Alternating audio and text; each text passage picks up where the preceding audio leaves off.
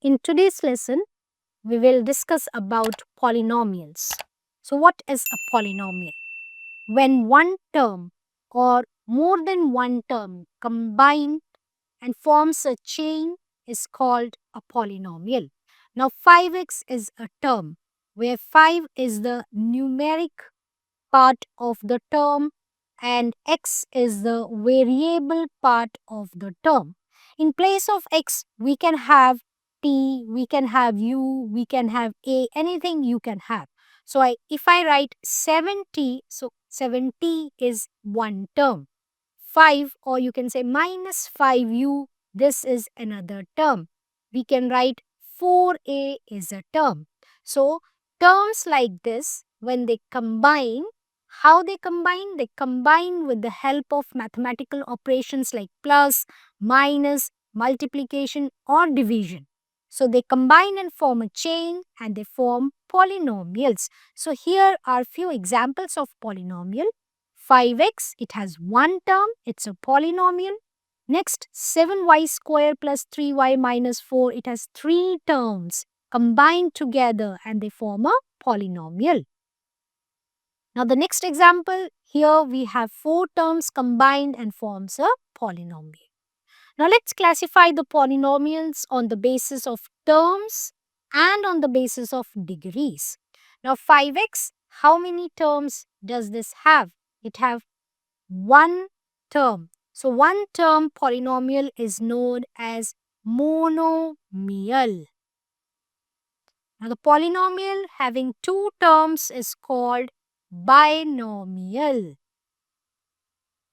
A polynomial with three terms is called trinomial. So a polynomial which have more than three terms, we simply call it as a polynomial. Now degree, what do we mean by degree?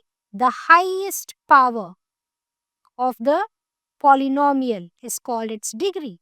5x, there's one degree, correct? So the polynomial with degree 1 is called linear polynomial.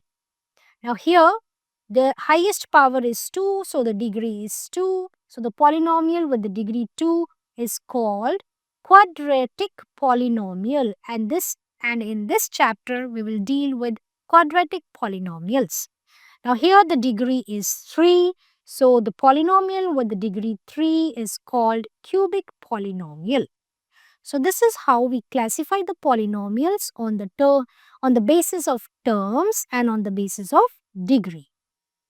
Let's move to the next topic, that is the zeros of the polynomial.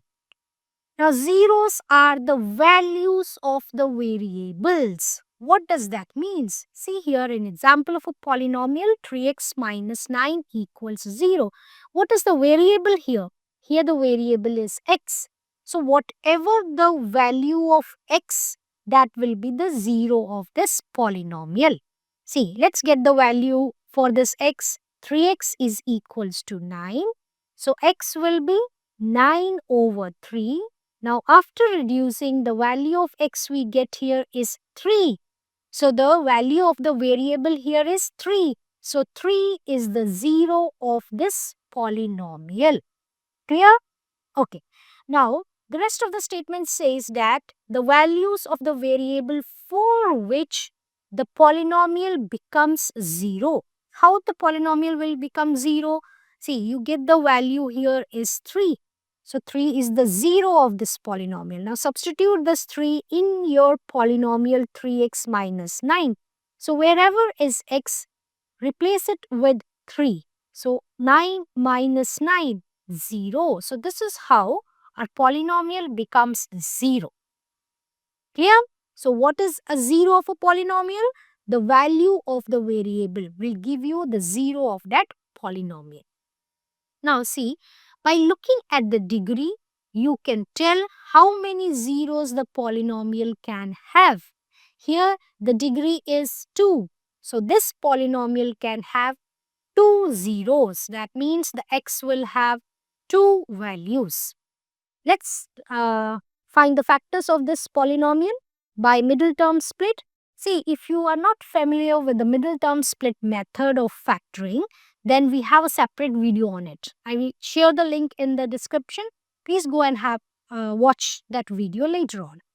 Now here you need in this polynomial, we need to find the factors of minus 4. So that will be minus 4 into 1. So let's write here x square minus plus 1x minus 4x minus 4 equals 0. Let's take x common. So we are left with x plus 1. Here common 4. So x plus 1 equals 0. We will have x plus 1 and x minus 4 equals 0. Now let's equate them separately to 0. So x plus 1 equals 0 and x minus 4 equals 0.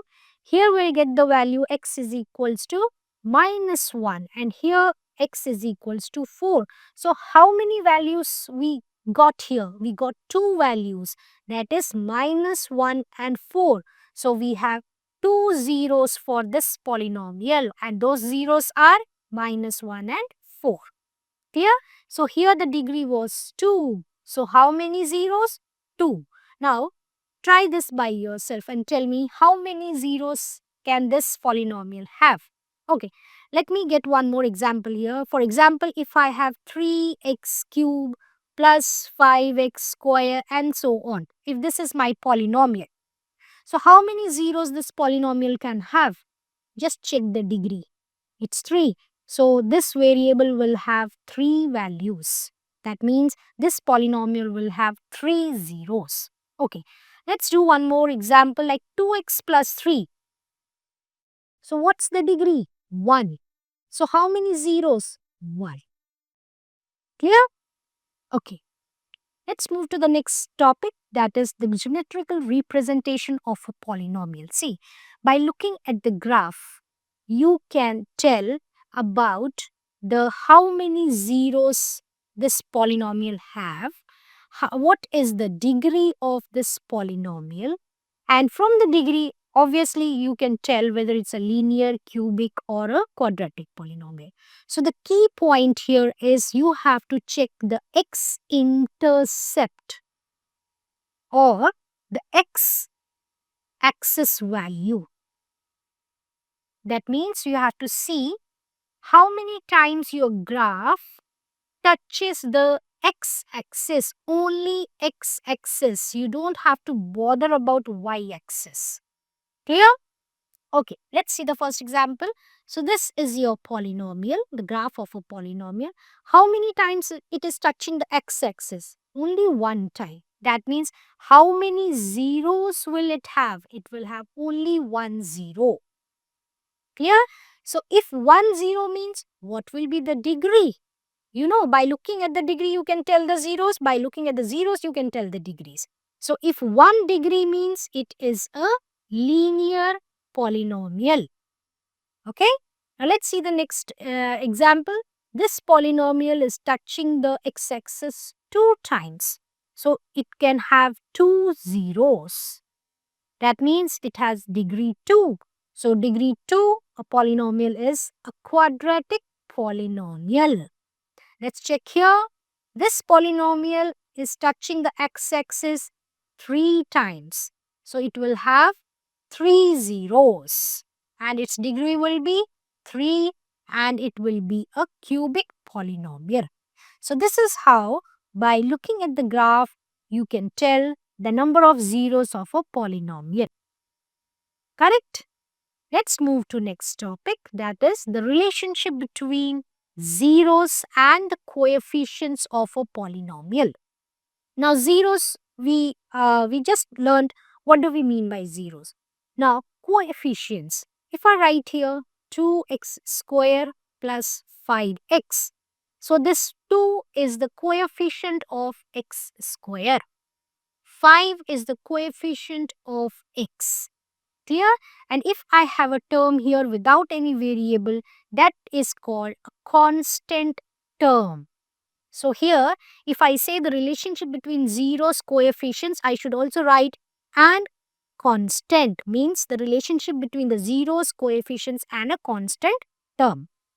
Now, this is the standard form of quadratic polynomial where a is the coefficient for x square, b is the coefficient for x, and c is the constant term.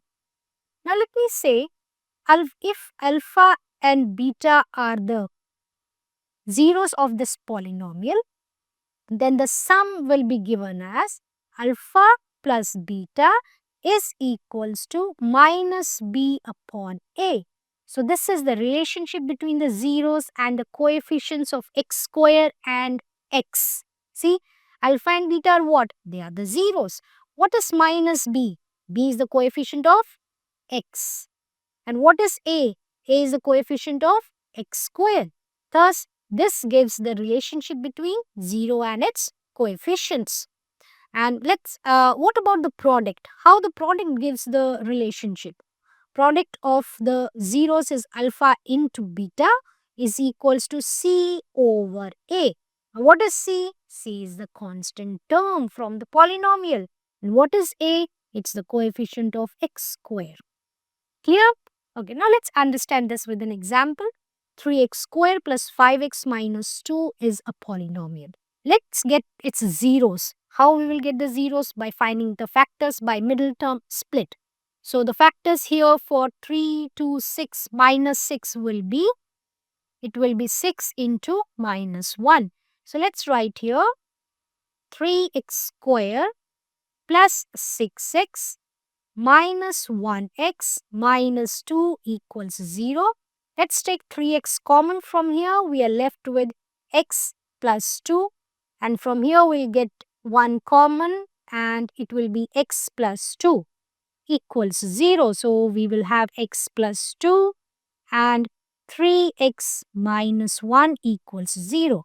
Now equate them separately to 0. X plus 2 equals 0 and 3x minus 1 equals 0. From here we will get the value of x is x equals minus 2.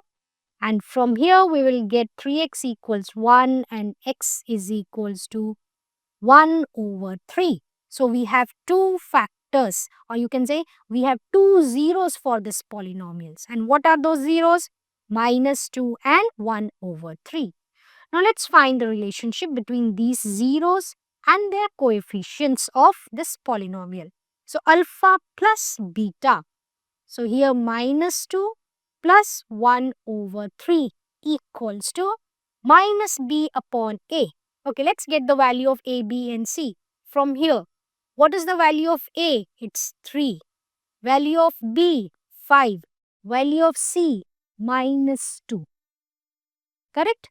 So, we will write here minus b, that is minus 5 over a. A is 3. Solve your left hand side. So, it will be minus 6 plus 1 over 3 and it is minus 5 over 3. So, we will get left hand side is equals to right hand side. Hence, verified the relationship between the zeros and the coefficients.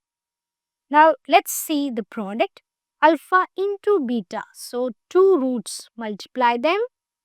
C, what is the C value here? It's minus 2 over A. A is 3.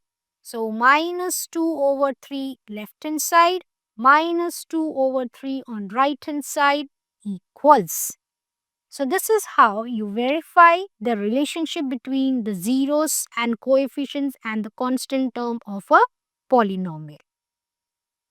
Let's move to the next topic, that is how you will find a quadratic polynomial when the sum and the product is given. See, we know that the standard equation for quadratic polynomial is ax square plus bx plus c equals 0.